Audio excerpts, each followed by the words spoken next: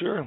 Obviously, a disappointing weekend for us to give up a game at South Alabama and lose sole possession in first place. So I got to give those guys credit. I thought Joey and his crew had a good plan and played really hard, and really he came out and found a way to get a win.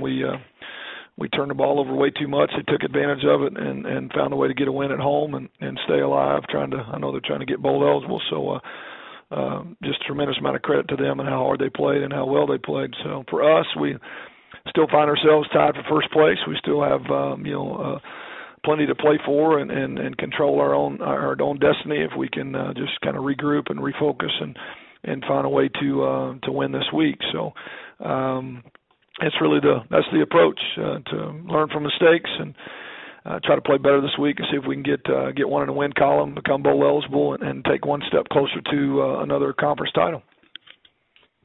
Thank you, Coach. Our first questions come from Luke Matheson with RedWolfReport.com. Luke, please go ahead. Hey, Coach. Second game this year that Justice has kind of struggled and had several turnovers. Will there be a focus this week in practice on trying to clean a lot of that up, and how do you move forward on that?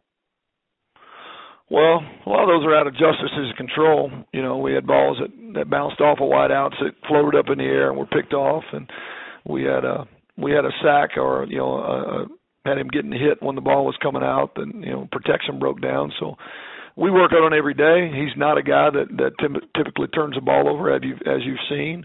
And ball security is where it starts, whether you're throwing it or whether you're carrying it. And to me, that's 6 turnovers. However those happen is the focus of our every day-to-day. And so we talked last night, ball gets in your catch radius, you got to make the catch. You're carrying the ball, you got to secure it. And protection, we can't turn a guy loose. It's going to affect the throw. So we dissected every detail, and we do every day in practice, and we'll continue to do so to try to avoid that happening in the future. But, they were not all on his shoulders. And honestly, the last one was my fault. The very last pick was, we were trying to bang a ball into a coverage that we knew was going to be questionable, but we felt like with the time where it was and the situation the way it was worth the risk, and I thought the safety made a good play on it. So, that falls on me. You guys were in a similar situation last year after the loss at Lafayette, and you ended up correcting things and winning out. What did you learn last year that you can use this year to press towards that same goal? Just don't panic. Don't panic. Understand that in the game of football, anything can happen on any given week. We see that all across the country, and obviously learn from our mistake, but commit to what we do, trust in what we do. We like the way we prepare. We like the schemes that we run on both sides.